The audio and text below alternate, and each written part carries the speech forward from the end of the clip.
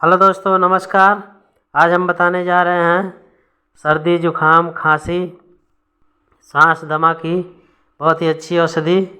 इसमें आपको लेना है सौंठ का काढ़ा। सौंठ को उबाल करके काढ़ा बना लेना है।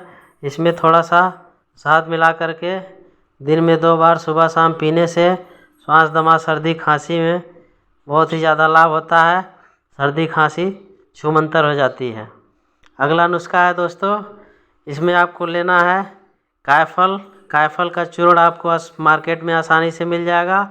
और इसके साथ में छोटी पीपली लेनी है, यह भी आपको मार्केट में आसानी से मिल जाएगी। और तीसरी औषधि है काकड़ सिंगी, यह भी आपको पंसारी के वहाँ या ऑनलाइन आपको मिल जाएगा।